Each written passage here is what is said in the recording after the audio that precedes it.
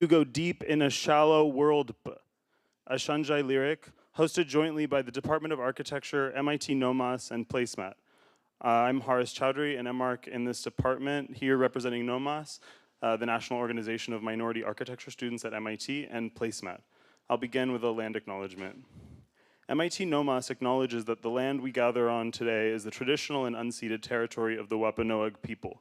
Beyond the stolen territory which we physically occupy, MIT has long profited from the sale of federal lands granted by the Morrell Act, territories stolen from 82 tribes, including the Greater and Little Osage, Chippewa, and Omaha peoples.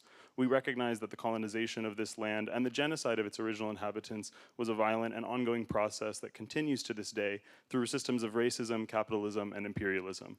We acknowledge that the MIT Department of Architecture is part of this legacy of colonization and that our work has often perpetuated and reinforced oppressive structures of power. We recognize that architecture, urban planning, and design have been used many times as tools for colonization and displacement, and that our field has a responsibility to challenge and transform these systems. We offer this land acknowledgement as a starting point for this work, and we recognize that it is only the beginning of a long journey towards justice and healing. As one step in this journey, NOMAS has had the opportunity to invite critical voices into the department's lecture series for the last few years. Since 2019, the annual NOMAS Lecture has hosted the New Orleans design and activist duo Brian Lee and Sue Mobley, local architecture studio Leong Leong, community designer and Indigenous American advocate Joseph Kunkel, and last spring, the poet and teacher Fred Moten. To watch someone give into an urge, to scratch an itch, to chase the relief that comes from pursuing an intuition can also offer a type of change. It's pleasurable to see one follow a hunch, even more so when the hunch defies dominant attitudes and value propositions. To watch a practice that compounds and assembles these micro leaps of faith over the course of years then is something like ecstasy. Such is the feeling that I have considering the work of Shanzhai Lyric, the poet archivists who are joining us tonight. I can't remember precisely what Ming Lin and I talked about when we first met at a friend's house 5 years ago in Hong Kong, but I do remember how. With great attention, we wandered through our observations of the city, hers well-trodden, mine quite fresh, imagining and recalling other cities, texts, films, places, and feelings in the space of a conversation. As I became familiar with Shanzhai Lyric following this encounter, I realized that this serious but wandering method of conversation, expanded in its sense of time, media, borders, and authors, formed a critical backbone to this joint project. The dissociative and delightful experiences that emerged from Ming Lin and Alex Tatarsky's joint practice could only be possible through their particular attention to intuition, an attention that disrupts and dislocates normative forms of relation and communication in order to address a world in which such normative forms continue to fail us. Parasitic, responsive, illicit, and performative, the pair has elegantly tuned this set of research methods for nearly a decade in New York City and beyond. A fluttering between obsession and accident, expertise and suspicion, response and evocation, and real and fake that I find myself elated to be entangled within through their performances, publications, and installations. Their work has been presented in unofficial and official spaces including Amant, Times Museum, INIVA Stuart Hall Library, Women's Art Library, Abrons Arts Center, SculptureCenter, Artist Space, MoMA PS1, Printed Matter, Harvard AFVS, and many more. Their essays have been included in the New Inquiry, Viscose, the Serving Library, Capilano Review, Vulture, and ArtReview Asia. In the fall of 2020, Shanzhai Lyric founded the fictional office entity Canal Street Research Association, from which they continue to problematize notions of ownership and property through bootleg as method. Following their presentation, myself and my classmates and collaborators Mingjia Chen, Ina Wu, and TJ Biowa will join Ming and Alex at the front of the room for a discussion and some audience questions. Together, the four of us make up Placemat, a collaborative practice for horizontal engagement that has organized this visit in collaboration with NOMAS, as well as a campus intervention with the artists that we're excited to let you see after the lecture. We'd like to thank many in the Department of Architecture, especially the staff who have supported this project, the Office of Graduate Education, and our fellow students. We hope you'll stay with us after the event for a happy hour in the adjacent corridor to keep the conversation going as we celebrate this visit. I'm now incredibly honored to give the floor to two thinkers and hoarders whose attitude and commitment have inspired me greatly into a department of friends and colleagues that continue to nourish and challenge me. So please join me in welcoming Shanzhai Lyric.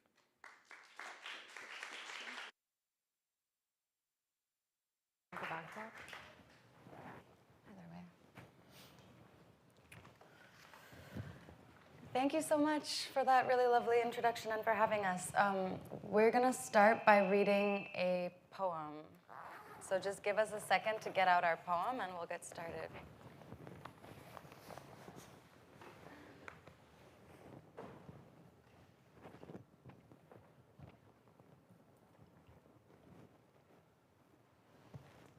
Motion.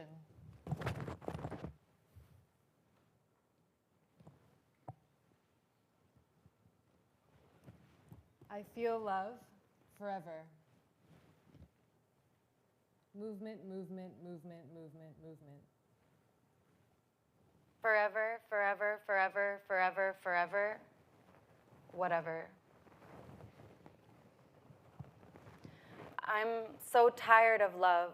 1992, I'm still more tired of rhyme. But Moner gives me pleasure all the timk. Lack of money is the rue of all evil. Nothing. Nothing to say. Nothing for anything. Nothing is a willing. Without you, I'd be a soul without a without. I'd be a Anne. Without art, I'm a fac expression, a heart with no beat, just a flame without the heat. Don't muscle, as long as the demeanor. Departing. With the code, depart. Everything is 20% off. Hurry. The part express is now departing. Our journey takes place online and in soiree now for Forever Young since 1987. Staring at the empty page before me, all the years of wreckage running through my head, patterns of my life I thought adorned me. Overwhelming sorrow now absorbs me as the pen begins to trace my darkest past. Okay.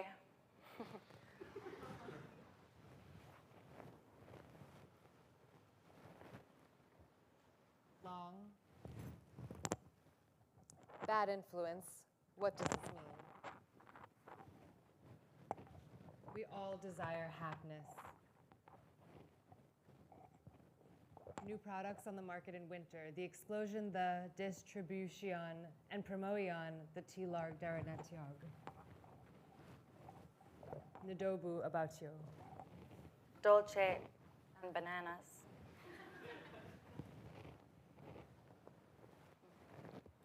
The brave and holy, the brave and holy, the brave and holy, the brave and holy, No. the brave and holy, the brave and holy, the brave and holy, the brave and holy, Not the brave and today. holy, the brave and holy, the brave and holy, the brave and holy, the brave and holy, the brave and holy, I'm on the brave and holy, lazy. the brave and holy, the brave and I'm holy, not lazy, the brave I'm and on holy, energy, the brave and holy, saving the brave and mode. holy, the brave and holy, the brave and holy, the brave and holy, the brave and holy, the brave and holy, 8:30 a.m.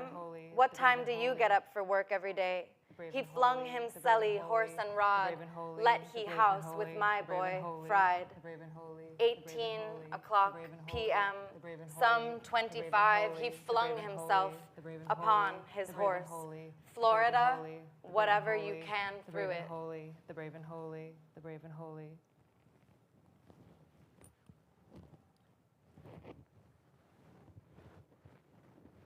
Boom. Mein Chef, 'tis Art Center. What is normal anyway? To hell with everything. The end. What are only a moment. The future is behind you. The best time, new beginning, right now.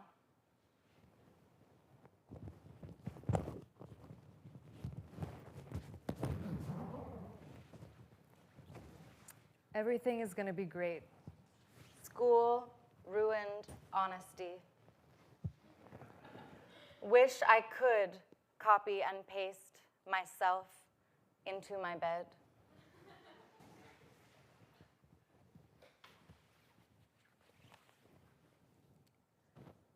Dangerous seminar students. Thank you.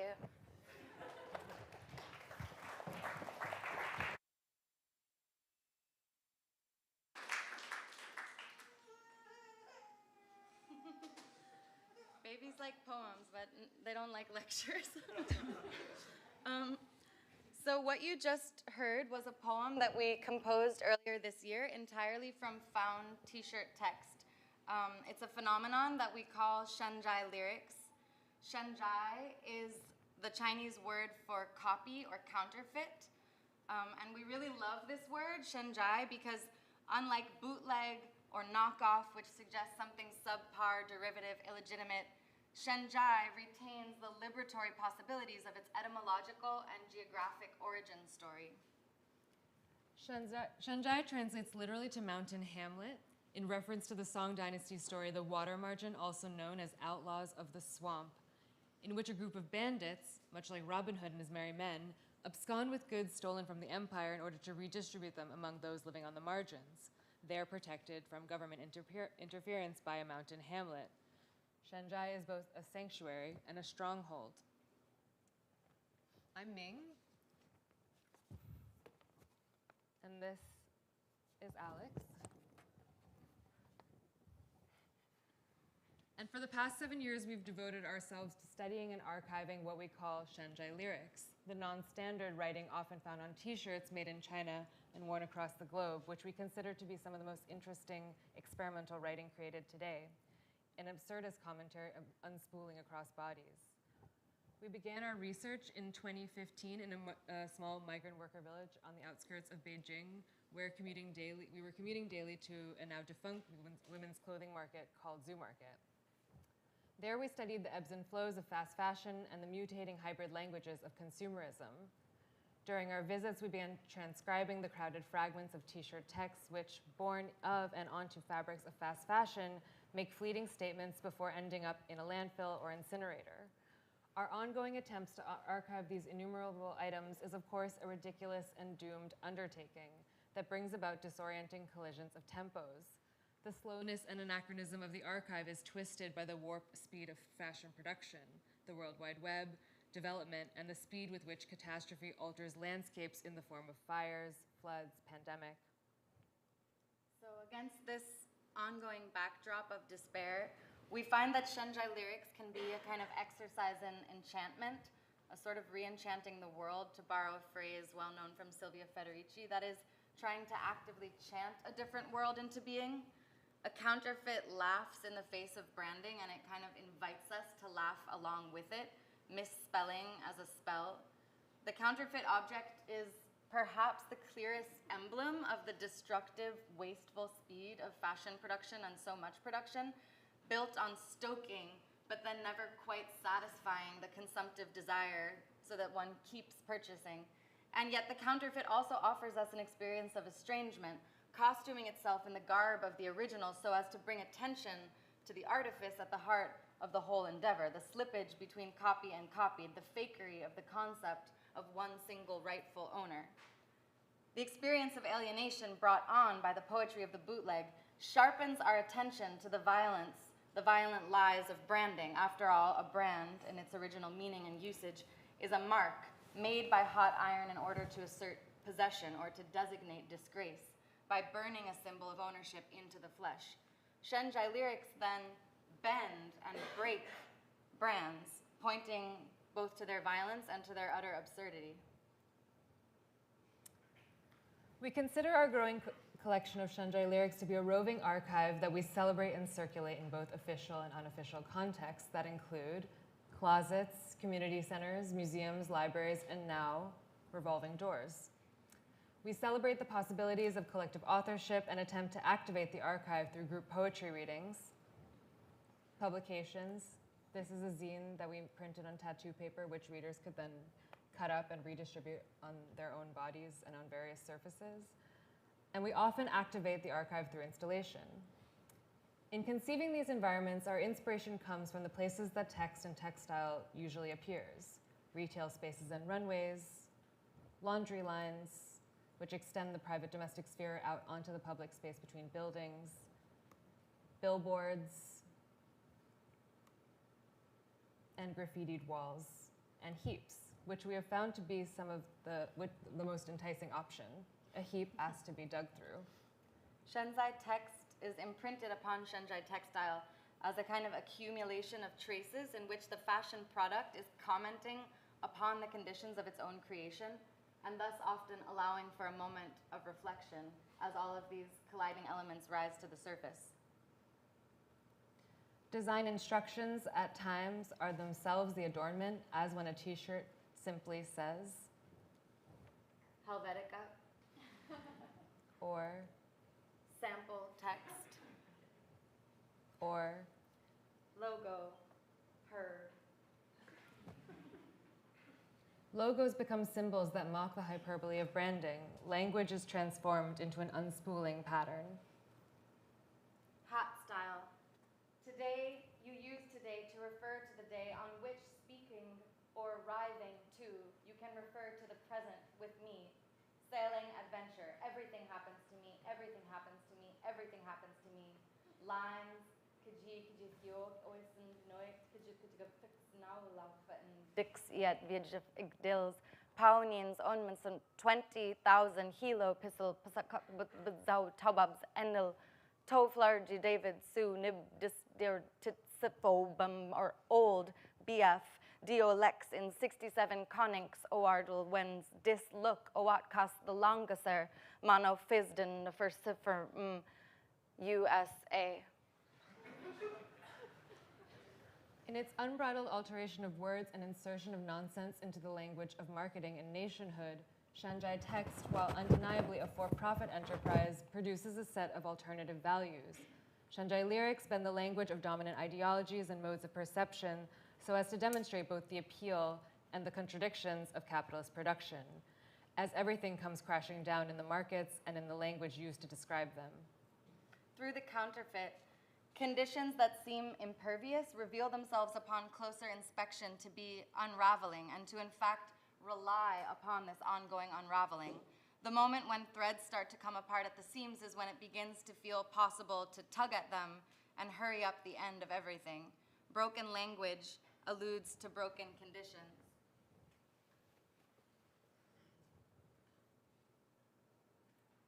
Crash, forecast, bust, crash, interest rates, assets down, disaster looming, slump, anxiety deepens, doubt, global trends, monetary policy, recession forecast, crash, disaster looming. Dear my boss, I don't want to was I for the weekends. I'm going to find my happiness. Skateboard, read a boot surf, travel, dance seep. So I will quit. Please confirm. So as you can see, Ming and I really look to Shanzhai design, production, and distribution in order to continue to identify a set of tactics, what we think of as Shanzhai strategies. For instance, subverting hierarchy through exaggerated mimicry. Louis Vuitton, love, vacation. Using shininess to both attract and distract.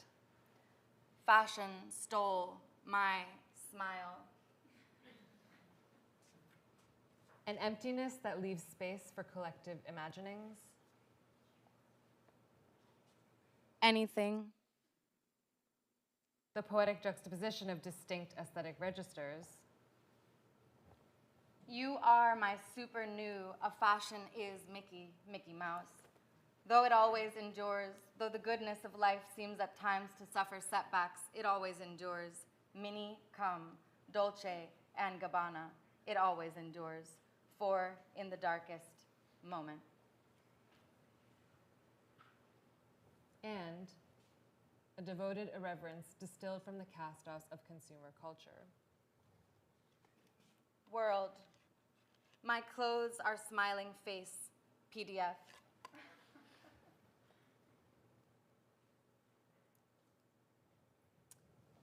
We see these strategies at work daily on Canal Street, New York City's counterfeit epicenter, and the block we both grew up on, a place we consider to be a kind of mountain hamlet, a place that gathers and redistributes the excesses produced by empire, a place that both attracts and distracts the gaze from its less than legal activities. In 2020, we formulated a grand plan to trace the route of a Shanzhai garment around the globe, from the Americas to Asia, Africa, Europe, ultimately ending here at the Museum of Counterfeit in Paris. There, we plan to insert ourselves as unofficial artists in residence, And we say unofficial because at some point they stop replying to our emails. I love Paris. Hilton. 1985. Biu Fital. Prias.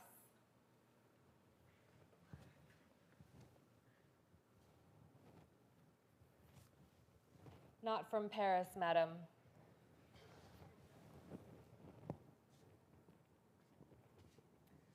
So the Museum of Counterfeit, which you see here, is a charmingly whimsical yet deeply sinister place that is helmed by LVMH, the Louis Vuitton Moet Hennessy Corporation. And the museum vitrines display real goods alongside their copies. The museum basically serves to warn visitors about the dangers of the counterfeit. The danger of a counterfeit patch, let's say. But the museum is just the public-facing wing of a much larger enterprise set up in order to train border guards to identify fake goods crossing the border into France. Legal definitions of real and fake function to criminalize the bootlegger as a thief in order to conceal the much larger ongoing theft of land and resources that take place under the guise of legitimate ownership and nationhood. So we've found that policing bootlegs is actually a method of policing borders. And the museum is really just a repository of all these confiscated counterfeits, in effect, stolen goods. But as you'll recall, in 2020, no one was traveling anywhere, and our plans to go to the museum were canceled. Office workers were working from home. In New York, wealthy Manhattanites had fled to their second homes outside the city, and tourism had all but ceased. Businesses were shuttered. So following a summer of protests in defense of Black lives and uprisings which often took deliberate and justified aim, sometimes with bricks, at the luxury fashion stores of nearby Soho in Manhattan, street-level shops in New York City were boarded up with plywood. And it became clear that the job of the cops is to protect property rather than people, because with no businesses open to protect, the cops left too. And so the city's unofficial street markets in this neighborhood were able to return and to spread out, and the sidewalk was restored to its rightful role as a site of public gathering. So counterfeit bag vendors played drums and roasted lambs, and they invited everyone to be part of the neighborhood band and to partake in the feasting of the lamb. And it was in this quite strangely joyous atmosphere that we found ourselves occupying a disused storefront on a block of Canal Street, which is New York City's counterfeit epicenter. This was our storefront, and it was there that we invented the Canal Street Research Association, a fictional office entity that has, over the past 2.5 years, become weirdly real. And this friction and slipperiness between the real and the fake is at the heart of the whole operation. Our storefront offered a literal window onto the block. And so all day, every day, we would just sit there on Canal Street and associate. We are, after all, an association. And so that was our methodology, that was our job. We stared out the window and waved at the bootleg bag vendors across the street, and they stared back and waved at us. That's me hanging out with 2 of our collaborators. And then sometimes we'd cross the street to talk to them, and sometimes they'd cross the street to talk to us. We seemed to share a sort of mutual fascination with each other's semi-legitimate economic activities. And we found that we could trace the very same global trade routes that we had planned to trace across the globe right here on the block that we grew up on, Canal Street. Snahel.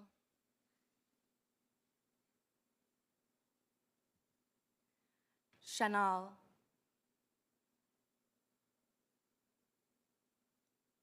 Snanel.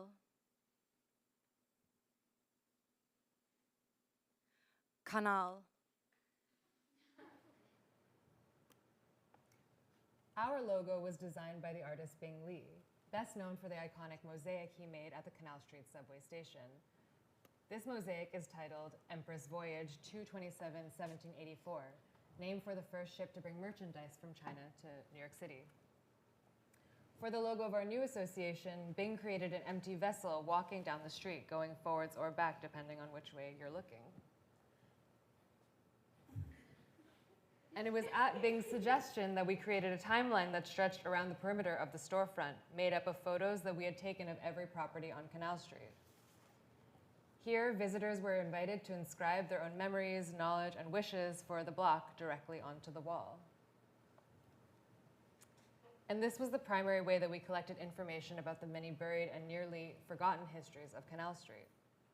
We consider this timeline to be a scroll in the tradition of Chinese landscape painting, a lineage that, according to the philosopher Byung-Chul Han, can be thought of in relation to Shanzhai. So in a Chinese landscape painting, a central image, say, of a mountain, is then surrounded by emptiness that invites collective inscription over time. So each subsequent owner of the piece adds their own personal seal or aphorism or commentary directly onto the canvas of the painting, thus changing its composition and so becoming co-authors of the work. So there is no individual author, there is no original. The landscape is ever mutating, and its value increases not through the myth of a single individual genius, author, artist. Instead, the value increases as more and more and more hands shape and change the landscape together. Shanzhai. The plywood boarding up the windows of unrented storefronts was the landlord's attempt to reassert individual ownership, barring all others from access. And yet it too formed an unspooling blank scroll across the city, inviting inscription. Within hours and days, seals, aphorisms, and commentary accumulated on the boarded up properties. A landscape is not a parcel to be bought and sold. A landscape is a site of accumulating traces, a locus of inscription to which all who encounter it may contribute. Our landscape, that of Lower Manhattan, was once a wetlands, like MIT, built on a landfill. And, like MIT, it is constantly sinking. A marsh, in its in-betweenness, neither sea nor solid ground, is uncommodifiable, not fit for large-scale construction. And Canal Street was once a canal, and before that, a creek, flowing from Collect Pond, the largest freshwater reservoir in the area. The Lenape peoples of the area drank from the pond and feasted on the plentiful oyster beds that ring the island of Mannahatta. But the Dutch colonizers began dumping sewage and garbage, animal carcasses, and chemical runoff from all the tanneries that ringed the pond and were the first industry, right directly into the drinking water. And the creek became known as the common ditch, and it overflowed with a slow-moving sludge. So then the developers widened the creek into a canal to better channel all of this waste into the sea. But the canal smelled really terrible. So then the urban planners attempted to disguise this stinking waterway with rows of riverside trees, conjuring a European promenade. But it was an unsuccessful beautification project because the stench was just too strong. So then the urban planners drained the marsh and they filled in the canal to become Canal Street. Where Collect Pond once was, a prison was built, and to this day, the prison continues to sink back into the swamp because waterways don't go away. And if you place your ear to a manhole in Manhattan, you can often still hear the creek mixed with sewage that's running beneath it. The waters around Manhattan are said to have once been home to the largest oyster reef in the world. Oysters were the main source of sustenance for the Lenape people and later waves of immigrants.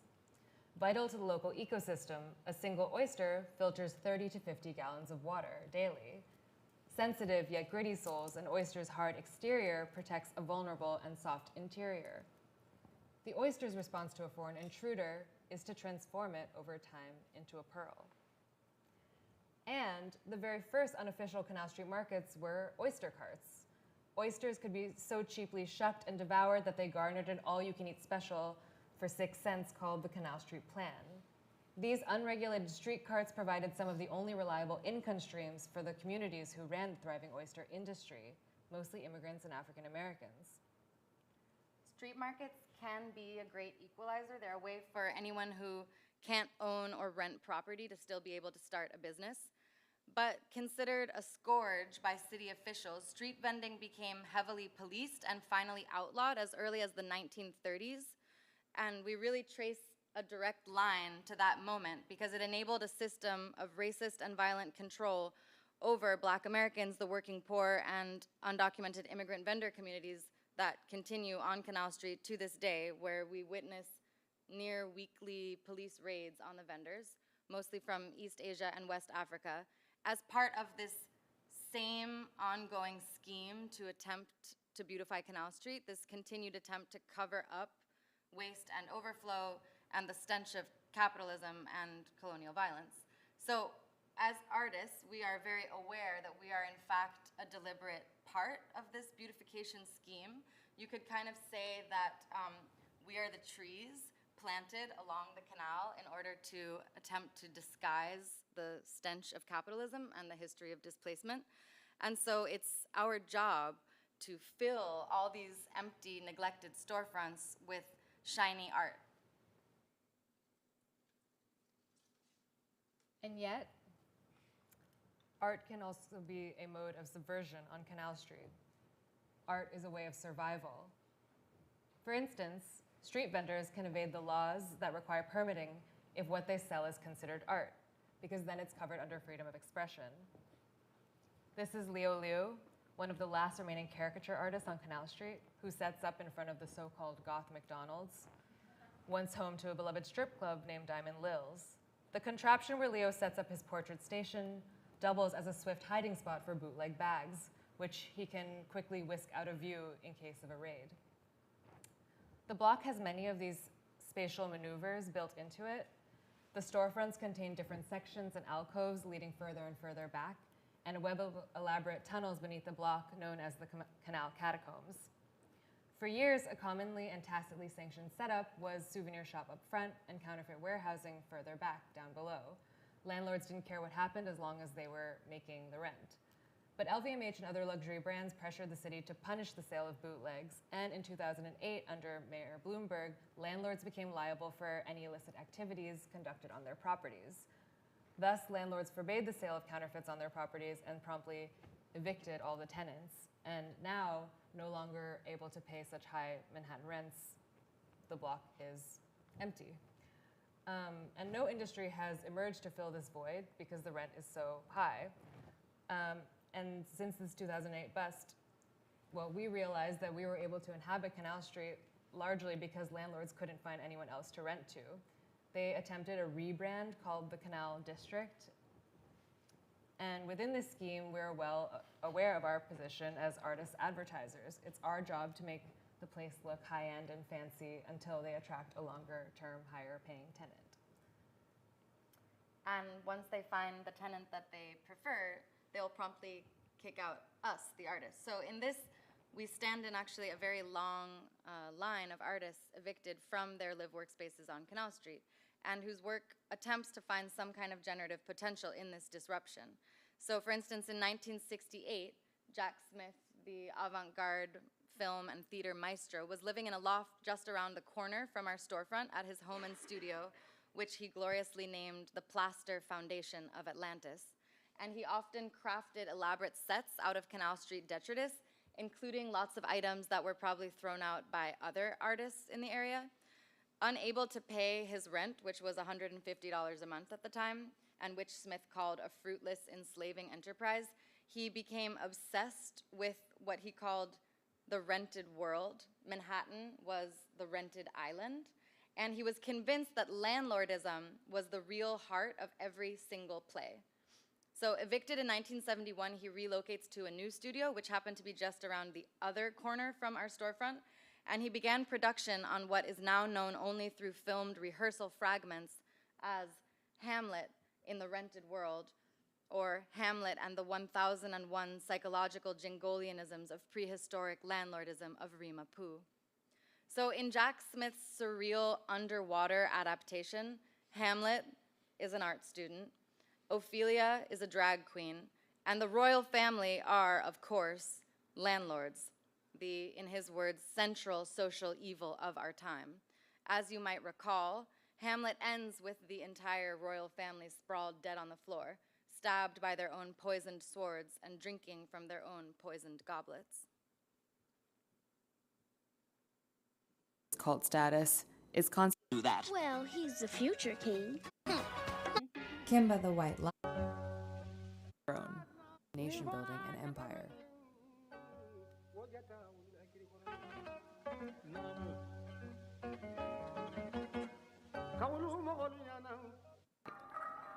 but was evicted.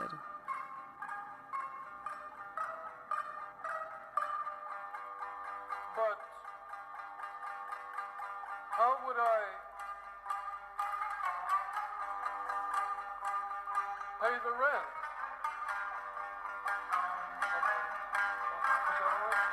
Pay the rent. Pay the rent.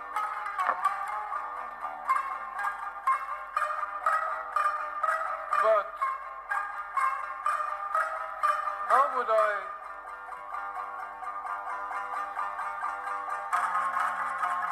pay the rent? So that was a bootleg recording of Jack Smith rehearsing his unfinished Hamlet in the rented world.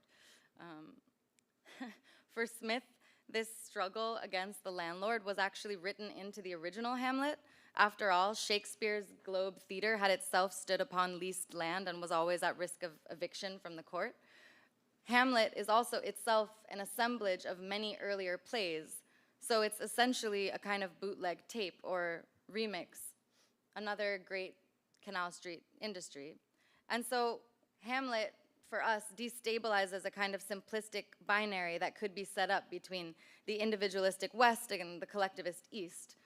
For literature from the part of the world that we call Europe can also be said to spring from a long and enduring lineage of co-authorship. Some say that Shakespeare as an individual never even existed, and all his works are kind of collaged and plagiarized bootlegs by many authors. For us, the Canal Street Research Association, sandwiched between Jack Smith's two evictions, lives inside an extended play on the double entendre of Hamlet. Hamlet as a melancholic prince of privilege, and Hamlet as a very small enclave, a community of people smaller than a village. The Hamlet on the edge of empire, where stolen goods are redistributed. Shanzhai. So we were always trying to lure our neighbors in to have these kinds of conversations with us, and one way that we lured in our neighbors was by turning the block into an open-air movie house. So on the window of our storefront, we screened fragments of Jack Smith's Hamlet in the rented world, and we tried to pair it with something a little more entertaining, a remake of the musical Annie, which it turns out was shot nearby, a fact that we discovered because we saw a photo from the movie hanging in a Canal Street hardware shop, and it turns out that the owner captured this moment as the movie was being shot right in front of his store. Do we have a photo?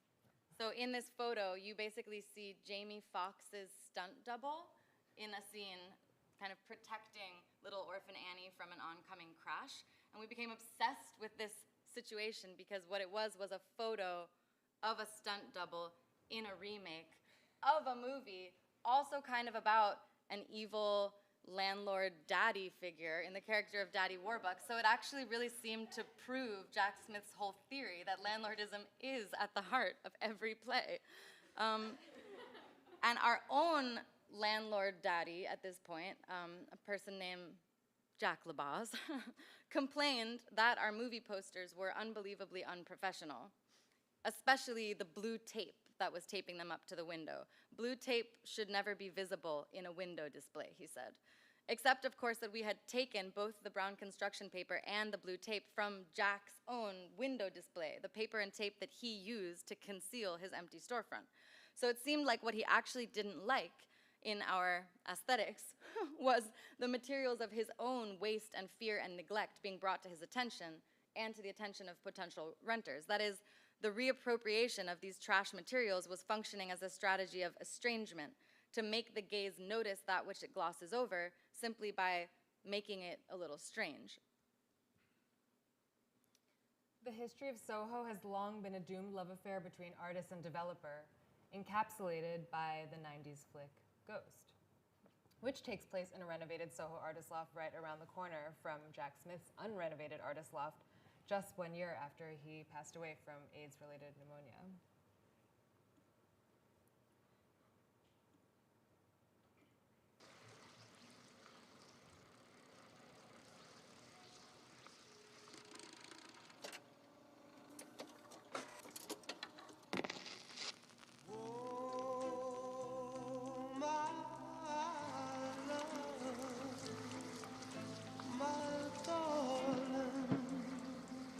I've hungered for you doing?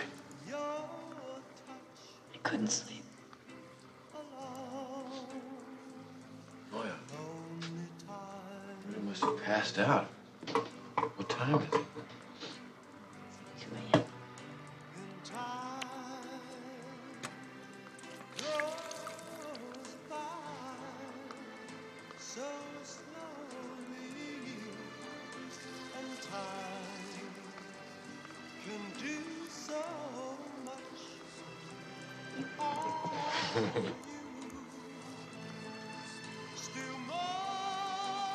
Oh, no. I hope it wasn't a masterpiece. Okay, so as we can see in this pivotal scene, Patrick Swayze's banker-developer fingers are grotesquely entwined with Demi Moore's struggling artist hands. And in the iconic scene of the movie, artist and developer are attempting to mold a shape that simply cannot hold, collapsing in on itself as it spins. So in March of 2021, we learned that we would have to vacate our storefront. Our work, according to the landlord, wasn't working to advertise the property, which was the true purpose of artists. And in his words, quote, "Nobody wants to be next to a research center." Jack, our landlord, was very distressed by the appearance of our storefront. He found the timeline around the perimeter especially egregious. He said it looked unprofessional and unintentional. Indeed, it was intentionally unprofessional. We wanted to create an environment that might be inviting to anybody who sees a white box gallery and feels alienated, or worse, just kind of uninterested in going inside. So a store, in contrast to a gallery, is a place that everyone goes to, and it operates with a script that everyone knows. So we found by prompting and then frustrating the script of the store, a new space was opened up for a different kind of exchange. The objects that we placed around the space acted as a kind of lure to passerby. People would frequently gaze through the window at oyster shells lining the sill, or they would try to make sense of a Shanzhai tea on display in a heap, or they would peek in at the souvenirs lining the shelves, or they would press their face to the glass to try to see the timeline on the wall. And then they would poke their heads inside the Canal Street Research Association and they would say, "Are you guys selling this stuff?" "No," we would say, "we're not selling anything." "So what is this?" they would say. "Well, we're the Canal Street Research Association. We research Canal Street." And we'd invite them inside to add an inscription to the landscape, and we'd use that as a chance to ask, "What brought you to Canal Street today?" So many artists have been drawn to Canal Street for its surplus material. Army Navy stores, junk shops, electronics. Many luminaries of the avant-garde trace their experiments to an item gleaned from a Canal Street stall or trash heap. Marcel Duchamp, for example, allegedly found his famous urinal on Canal, a rumor we believe to be quite likely, as we ourselves often find urinals or toilets on Canal Street. He inscribed the urinal with his initials, the alter ego Amant, and he was commenting on the silliness of authorship. And in doing so, he invented the ready-made, or some claim his uncredited female collaborator, the Elsa von Freytag Loringhoven, did.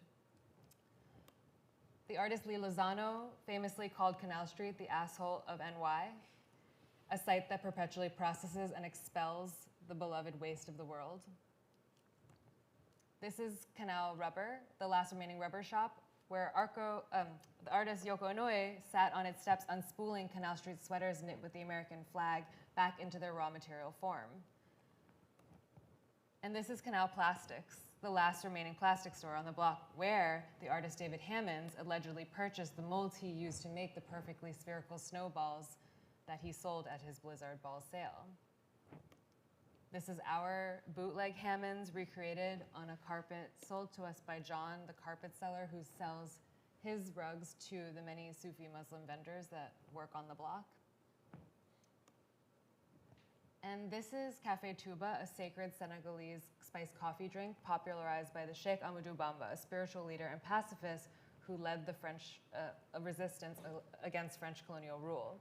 Legend has it that he invented Café Touba while in exile, and it's made with French coffee spiced with Senegalese jar pepper.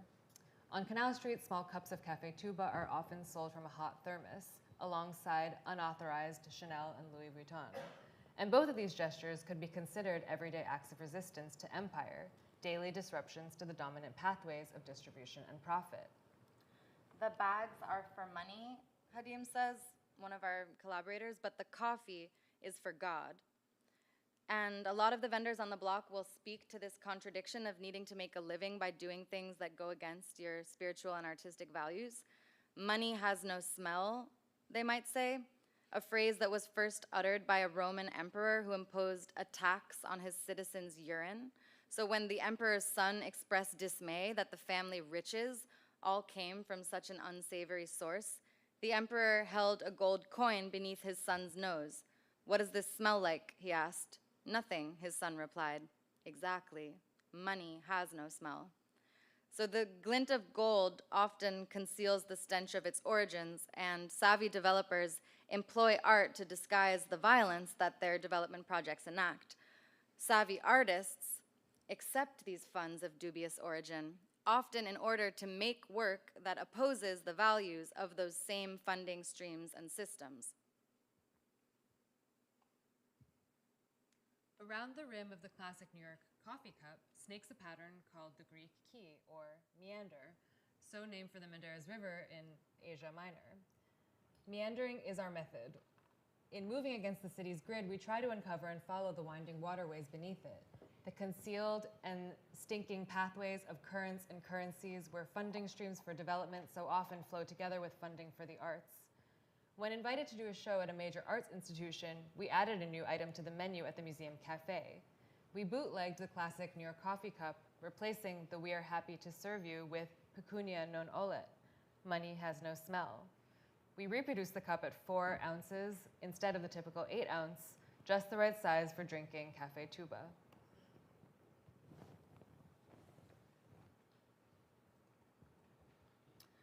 So we had a lot of reasons to reflect on this conundrum of money has no smell, the tension between one's values and the need to make a living.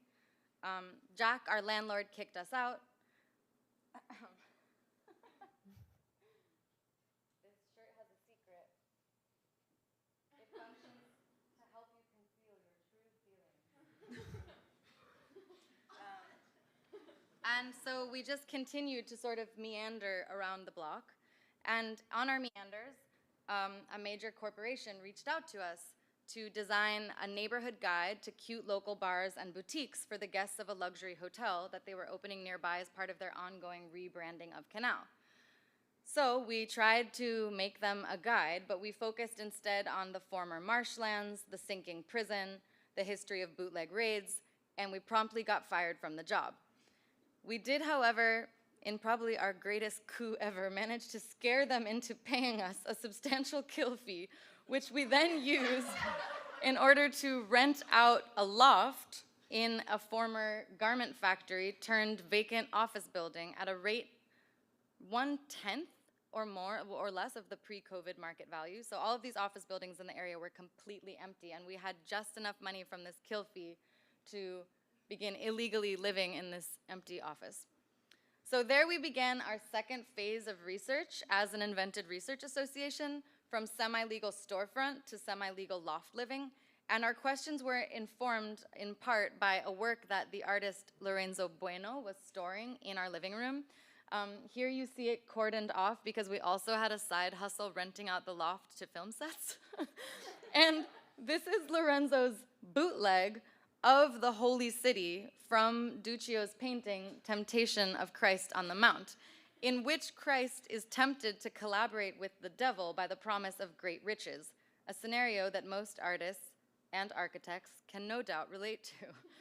So this is this is a reproduction of Duccio's original.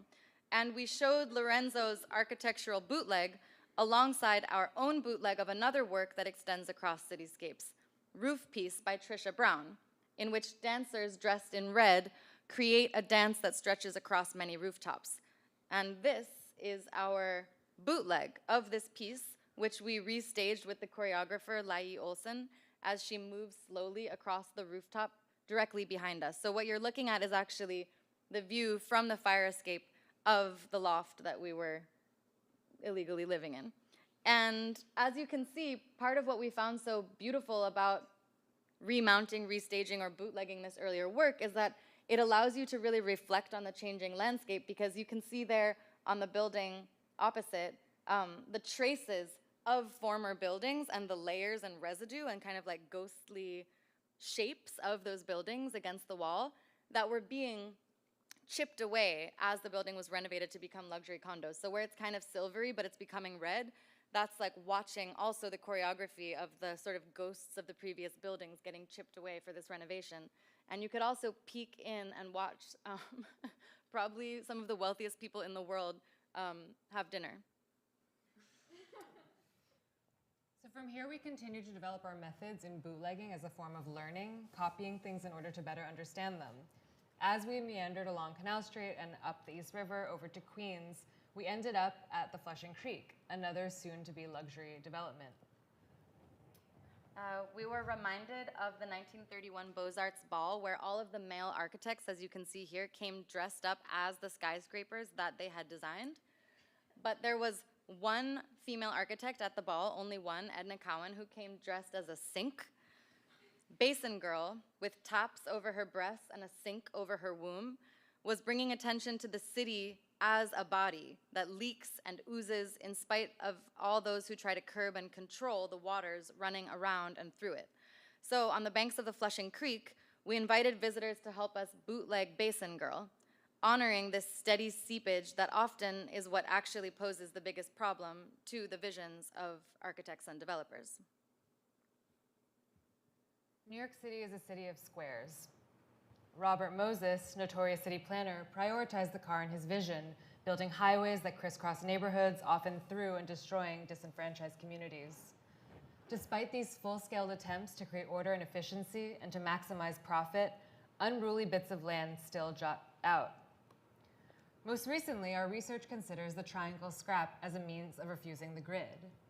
One of these irregularly shaped sites is the subject of an exhibition that we have up at right now at another triangular scrap, also known as Storefront for Art and Architecture. Nearby, at the intersection of Canal Center and Walker Streets, is another triangle, referred to by city officials as the counterfeit triangle, due to the haul of knockoff goods stored there. At the center of the counterfeit triangle sits Newland Plaza, a former marble storehouse turned mini-mall that in 2008 was the site of a major seizure under Bloomberg. And is there that Bloomberg declared victory over the bootlegs. Now you can see the mall is largely vacant since then. Instead, a single ad covers the entire facade, which reads, "You can't beat a New York original." And bifurcated at Baxter Street, the eastern tip of the triangle forms a third triangle, once home to an outdoor produce market populated by fruit and vegetable sellers.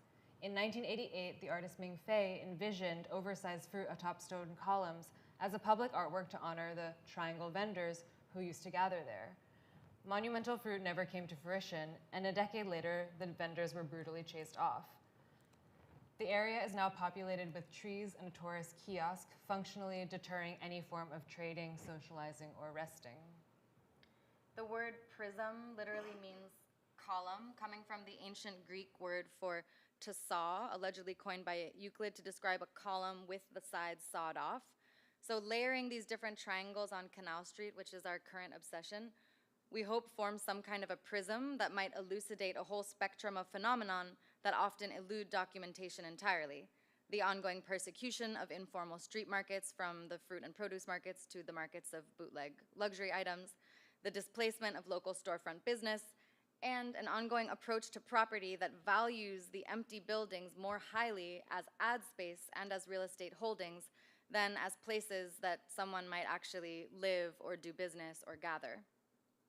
So triangulating between the triangle vendors, the counterfeit triangle, and the current landscape of Lower Manhattan, we examine how landlords have begun to prioritize the facades of buildings as ad space over renting the building as a place to live. The facadification of New York City continues a long line of discriminatory policies that are detrimental to the life of cities. So we'll just close by sharing our current project in case anyone here has any helpful leads. We've been so inspired by the Shanzhai strategies that we mentioned and that we've been trying to catalog that we're hoping to imitate the methods of luxury brands with such an absurd exaggeration that the imitation then functions both as commentary and critique and also as a mode to redistribute funds. So our current show bootlegs the Newland Plaza. This is the staircase that Mayor Bloomberg, used as a kind of stage to announce his victory over the counterfeits. And these walls recreate the view from inside the empty storefronts of the pretty much entirely empty mini mall. So when you stare out through the window, instead of seeing the cityscape, you see deli meats and Boar's Head logos, because those entirely cover the facade, the windows. So in our most ambitious act of mimicry, we're currently attempting to rent out the facade of the gallery itself to a luxury advertiser. So everything in the show, we consider research items, props, and sets that would then become part of a luxury ad campaign that we would shoot in collaboration with vendors on the block.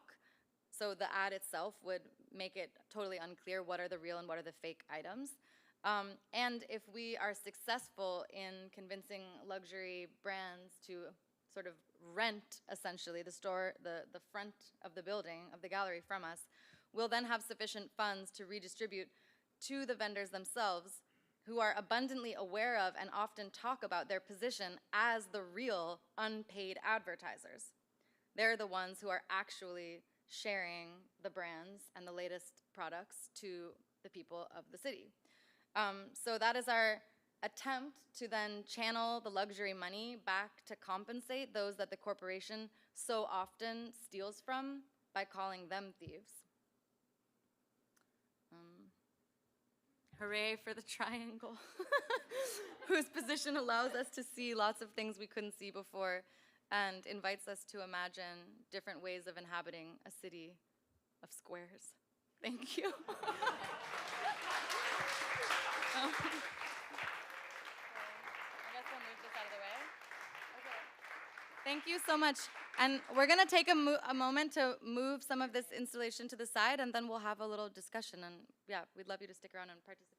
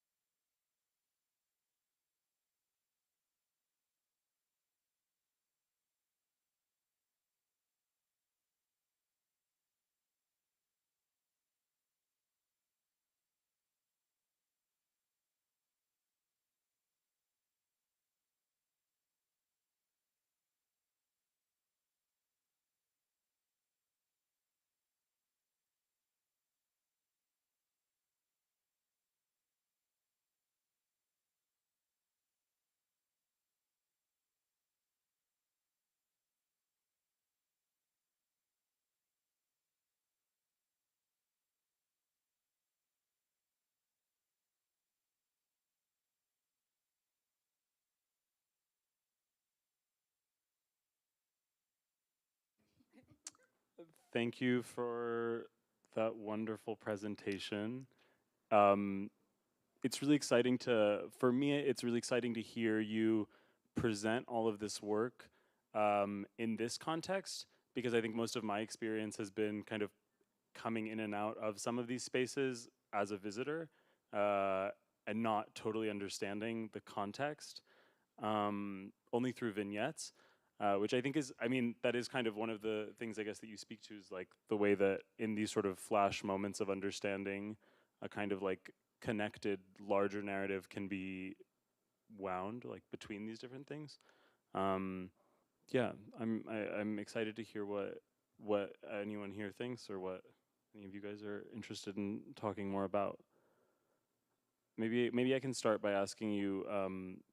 There was a sort of conversation that we had yesterday during that class visit about some of the ways in which this slippage that you speak to, about things becoming kind of too real, what it means when that happens. And I'm curious how you're thinking about that with this last project, with the ad.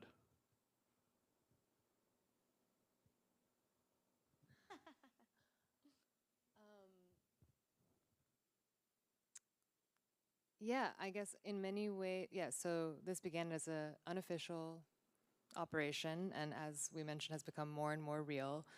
And that has meant getting more support and more resources from official institutions at times, which has both its benefits and drawbacks. For example, at the moment, like we're in the basement of an new art space called Canal Projects, which is like actually a very nice basement. It has like a lot of really nice natural light, and we have like a proper setup. But then it also means that like many of our collaborators from the street that we have been like working with and speaking with over the years are not that like welcome into this sort of arrangement, or don't feel welcome. So in some ways it seems to inhibit actually the research that we're doing. But in terms of, yeah, the most recent advertisement endeavor, I mean, one of the things that we actually learned while talking to prospective renters, we have actually had prospective renters interested in the ad, but while speaking to some of them, we've actually, I mean, we are not official, we don't know anything about advertising, and what we learned was actually our sign is not legal. Our sign, it would, if rented, would in effect be bootleg, and we could then subject storefront for art and architecture to probably a hefty fine. But what was actually really super interesting about that was that there's like all of these laws around billboards in that particular area of Soho, Nolita, because it's a landmark district that prohibit the implementation of new signs. But one of the workarounds is that if they are hand painted, i.e. like if they are more like old-timey and maybe like more artworks. I mean, this is why you see so many painted signs in New York City, because they have to work within these restrictions. So if it's I think that's employing a lot of painters actually in the city who like, you know, daylight as sign painters. Oh, just that I think we're really interested in like how art is used strategically to get through legal loopholes. So that is sort of our interest in what constitutes art. I mean, we don't actually identify as artists, but we keep being invited into art spaces, and we have sort of learned not to resist that designation because it can give you a certain kind of legal power to identify as an artist and to have your objects sort of officially sanctioned as art objects. For instance, as we mentioned, if something is an art object, then it has a lot more, it's protected under freedom of expression in a lot more context than other kinds of merchandise would be. And things being displayed on buildings, also there's like different legal loopholes and allowances for an artwork rather than an advertisement. So we're kind of like curious to continue researching and pushing up against some of these questions and categories. Yeah, and also I guess I'll just say that, I mean, the official or whatever, the real sucks. Like, I mean, every time that we're invited into a space that is more official, it really genuinely makes the research nearly impossible to conduct. So then we have to keep finding the less official zone within the official. So for instance, there's one half of our basement that is renovated and up to code, and that's where we're officially in residence. Then there is an unrenovated part of the basement that is not legally accessible, but that is also where things can happen with less surveillance, right? So there's different kinds of activities that we might be more interested in doing as part of the work that still have to be pushed into the less official, less sanctioned, like literally space within the sanctioned space.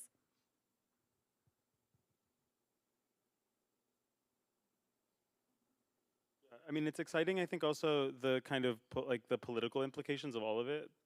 The idea that there are kinds of political speech that, similar to certain kinds of commercial activity, are policed pretty aggressively. And the idea that then you could think about these kind of artistic methods as ways to kind of code and cover up certain kinds of political speech. Yeah, I'm curious if that's something that you like think about. Yeah, I mean, obviously you do think about it, but yeah, I wonder if you could speak more to that sort of dynamic. I was just realizing that I forgot this was being live streamed, and I'm like talking, you know, like your question made me reflect on my own really how how do I put this? There's the way we say that political speech is political, meaning that it's about political matters. And there's another use of that word that is speech is political, meaning that it's coded.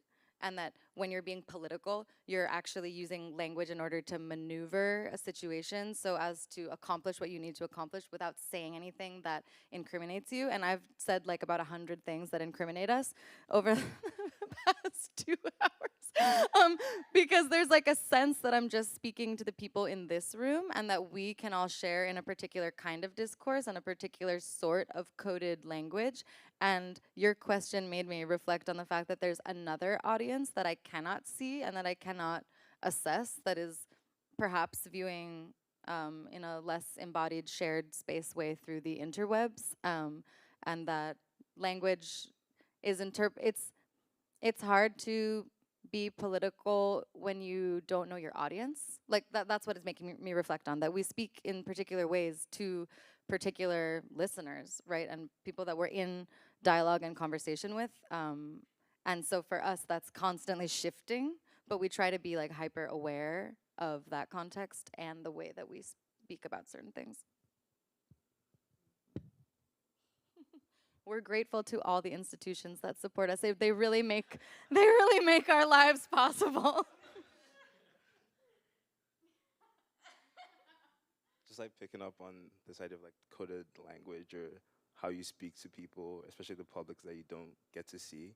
I'm curious about the choices in how you show work. For example, the heap or just like hanging things. I'm curious where that language comes from, and it's the politics of that language. Yeah, as we mentioned, we found that kind of one of the most enticing formats is that of the heap, which is referring back to kind of the context in which a lot of these garments are found, which is like open air, informal street markets. And also like, which largely populated a lot of immigrant neighborhoods in like the Lower East Side in New York or in Hong Kong.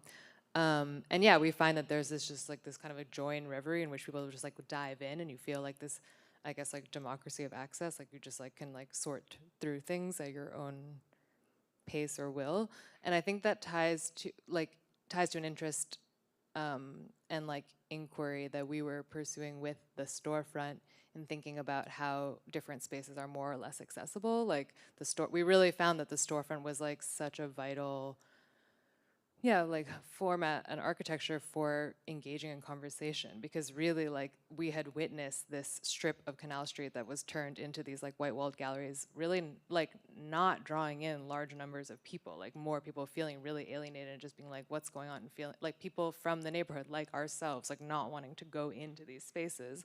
But when there's a shop, there's something different that happens. There's a different script. You like wander in, you kind of feel like you know how to orient yourself. So I think like, the structures that we're trying to emulate or take inspiration from are often ones that we hope will entice people to touch and to read and engage. And You're both you grew up on Canal Street or no? A few blocks away, yeah. Was it ever accessible or open, like when growing up in that region? Or is this something you've seen reduce over time? Like this access and... Yeah, definitely. I mean, what Canal Street of like our youth was known for was just like used electronics, used parts, like boxes and boxes, and that's where artists would go to like get material. The plastic shop that we showed and the rubber store, those are really like the last vestiges of that, but it was like all kind of like mass-produced like cast-offs and things that were really inspiring, and then slowly they've all been eradicated. Yeah.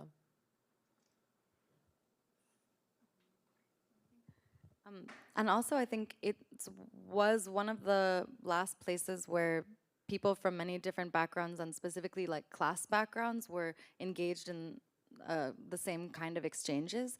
And I mean, Delaney writes about this, like these particular physical sites are so important for a city to be vibrant and like a place that anyone wants to live, and a place that produces culture, you know what I mean? Like cultural matter out of this churning of different kinds of collisions and contact. So that has really gone away. Like actively, the city tries to eradicate these places, and so it becomes increasingly inaccessible. So I just want to ask like a really simple question about how you guys actually navigate ownership and authorship of your own work, because as you kind of become larger or be engaged with more authorized institution, how that how this practice of counterfeiting and bootleg co-authoring things kind of like start to change and then modify, and how do you reflect on that?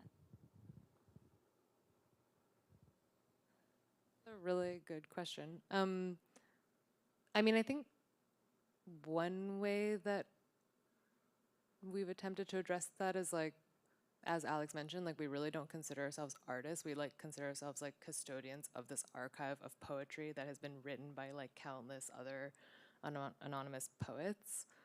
But certainly like, yeah, it comes up a lot in institutional context because of the desire to credit and like find authorship and like, yeah, like tie it back to an original author. So it's like in the infrastructure of an institution. So it is something that like we're like constantly trying to figure out and like, yeah, refine, I guess.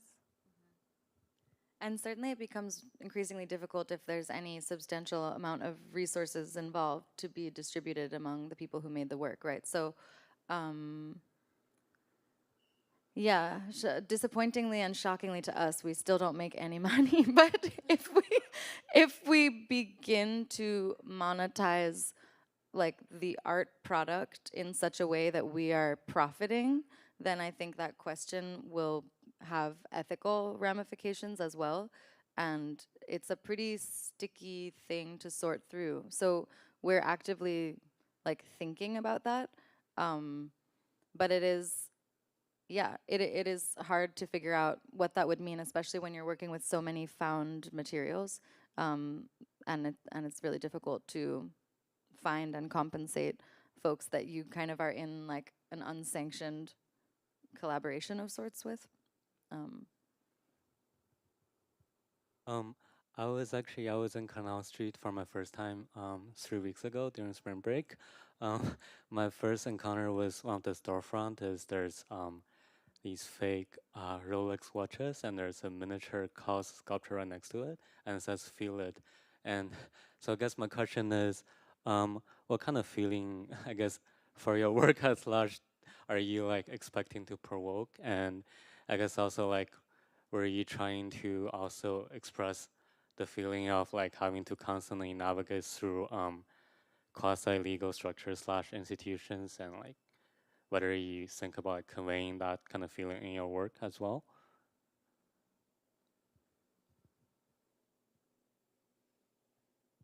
I think we're mostly trying to cultivate delight. Like, we really want people to just feel like delighted and excited in such a way that that then makes the people of the city value certain phenomenon that are being actively eradicated. So like our whole aim with creating different environments and different ways that the Shanzhai garments circulate is for people to have a chance to like enjoy them and have like a feeling of like poetic expansion and delight and enjoyment and humor, so that it feels like something that you want to like advocate for and protect in terms of garment workers, and also in terms of hybrid, non-official languages and ways of communicating that are often deemed incorrect. And so similarly, like in the context of Canal Street in New York City, I think we like basically want to cultivate that feeling, and then that feeling itself hopefully translates into some kind of advocacy for the city, and for the city being a place that people can actually afford to live and work and gather.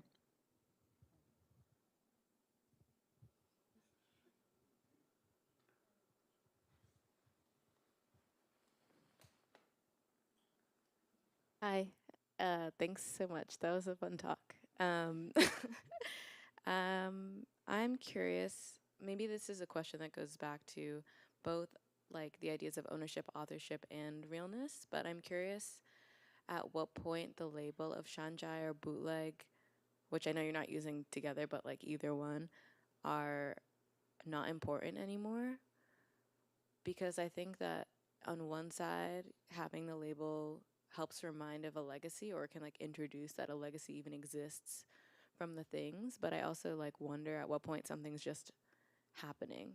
So like if, or like, is it related to the function of the thing? Like if someone is experiencing your work as art, is it somehow art? Or like if someone's wearing a shirt that says Dior instead of Dior, like they're still like maybe wearing something that creates a status in the space that they are that maybe isn't, like, I feel like sometimes like the Shanzhai-ness or the bootlegness makes the real thing instead of the thing, if that makes sense.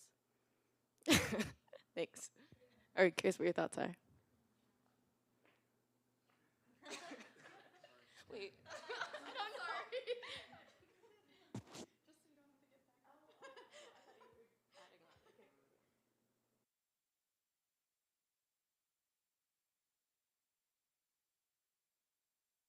I think you're right, basically. Like, the categories are false in some way. And so at what point is it no longer helpful to use them is a really good question. I mean, they're already like inaccurate, right? Even in the way that we're employing them. And we often have questions in relation to the archive, like what actually qualifies as a Shanzhai garment? How can we know? How can we know if something is Shanzhai or not? Like, what does that really mean? And especially as like translation software advances, there's a lot less of the kind of lyrics that we were maybe first really interested in. And so it becomes like we kind of have to refine what the phenomenon is that we're really curious about and excited by.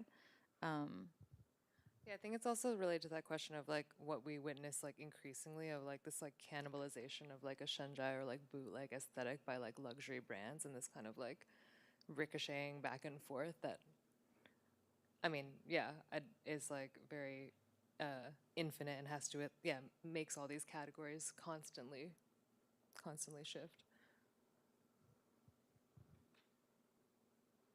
Hi. I don't know. Oh, okay. Hi, I'm Bella. I'm from the Lower East Side, so I was really excited to hear all this. I think there's a lot of architectural implications for some of the things you're talking about and like how you occupy certain spaces. And I guess I'm curious, like, in relation to how this fits into a larger narrative in Manhattan of like occupying space, like vacant lots in the 70s and 80s, like how what you started during the pandemic was sort of a product of its time and the way that you were able to use space, and how that might be evolving, as you kind of said, like you have moved spaces, but how you can sort of evolve as what you're doing has to be a product of its time, but also kind of like finding new ways of occupying space as that maybe needs to evolve. I don't know if that makes sense. Yeah, I mean, this project definitely would not have happened without the pandemic, without suddenly having access or like being able to work and live in a neighborhood that we both have been priced out of long ago. And yeah, we often talk about like, I mean, we didn't anticipate it being more than 6 months. That was the original timeline, 3 months. Yeah, but we often talk about like what the end of the Canal Street Research Association would be. And yeah, I mean, like we've had a lot of support, and it's been like really wonderful to like have all these associates come into the picture and contribute to the research. But I think like, I mean, we have a sort of like geographic purview where like it'll end when we finally make our way over to the east side of Canal, which is where there's the Essex Street Market, which is where in the 30s, I believe, the mayor pushed all the street vendors into there to conceal them from view. But in general, I think like this project will not last eternally, because we would like it to continue to be a poetic inquiry, and once it gets becomes totally official, I think it would cease to be that.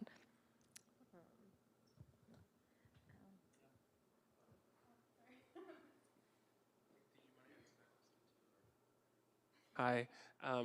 I guess my question is related to the last question, in that in the way you narrate the history of the Canal Street Research Association, it's contingent upon first the pandemic, and then second, the boarding up of luxury stores in Canal Street after what we sometimes call the siege of Soho in 2020 after the death of George Floyd, which is to say that your practice obviously was born not only from the flames of the pandemic, but also from this massive uprising.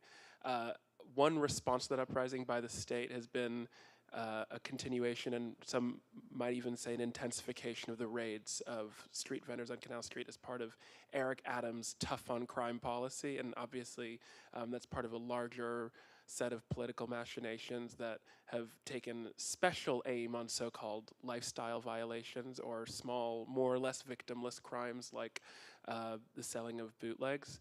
I was just wondering, because you actually have implanted yourself in this community of people who are both engaging in the informal economy and also have become kind of politicized by the increased attention and the viral videos of the clearing of Canal Street Market by a newly emboldened, newly politically empowered NYPD.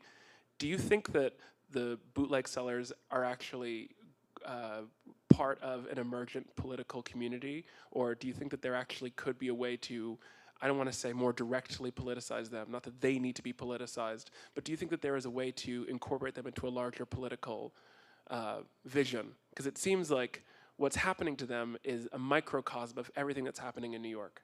That the same mayor who insists on having these kind of almost like Bonapartist crackdowns on the street vendors is the same person who's also spending tons and tons and tons of money on police robot dogs, that it's actually part of a larger spectrum. And I was just wondering how you conceive, not simply as practitioners and archivists, but what it's like to be part of a community of people who are existing on the fringes of the market economy and are really feeling the brunt of the state. I mean, yeah, so I guess it's more about politics than about that. But you have privileged access to a group of people who's actually really high-profile victims of the new mayor. Yeah, I think that's an amazing, question, and also kind of like provocation or offering. One thing that's been kind of brutal to experience on our end is realizing, as anyone who does any kind of community organizing knows, how much time, like daily, all day, every single day time it takes to get anyone to trust you. And so one of the most truly devastating aspects of the so-called return to normal is that it feels like there isn't that same kind of time. And we felt like we were building a kind of collaboration and trust and friendship with neighbors that, as everyone, us and the vendors, gets back to work, is really difficult to continue. And so that question really intersects with questions around labor and exploitation and like exhaustion, because what's difficult is that it felt like, I think a lot of us felt in the city that this kind of political movement building was possible simply because we had time to talk to our neighbors. And when we all get back to work and we can't physically be present, the landscape of the block changes so quickly, and the people who are there actually change so quickly that it's really hard to maintain kind of like long-standing, profound relationships of trust. But I absolutely think that it is possible and really exciting and kind of necessary to conceive of how to continue doing that kind of community building, friendship building, movement building within this context.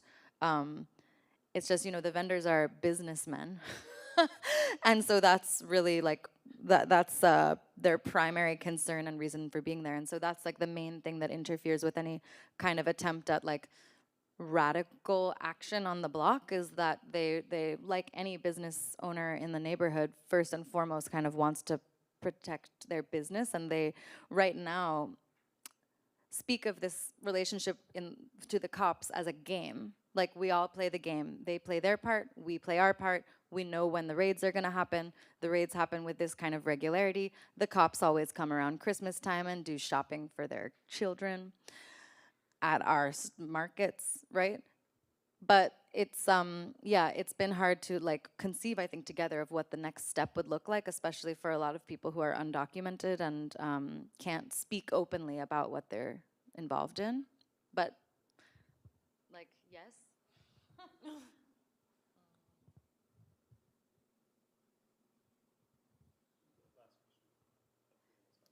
Wow, I feel really bad for that then, because this is going to be a boring question. So there's a lot of like product development within the luxury space, specifically for digital markers to be put onto new products to counteract bootlegging. And I'll say this as like a pseudo example, since this is being live streamed.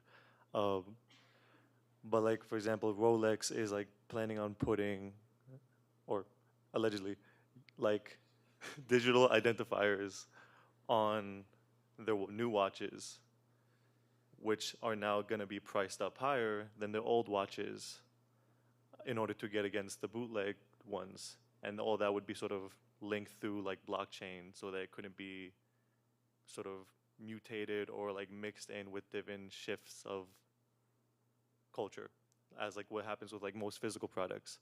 So I guess then with using the sort of numerical digital sterile codes to demarcate like what's real, I guess I was wondering what your thoughts and feelings were on like the use of like a sterile kind of detached environment like blockchain, like the internet, to denote what is real. Also, sorry if that didn't make sense, but.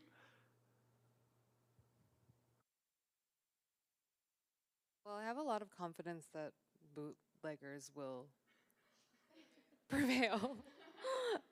But I can't really speak too much to that.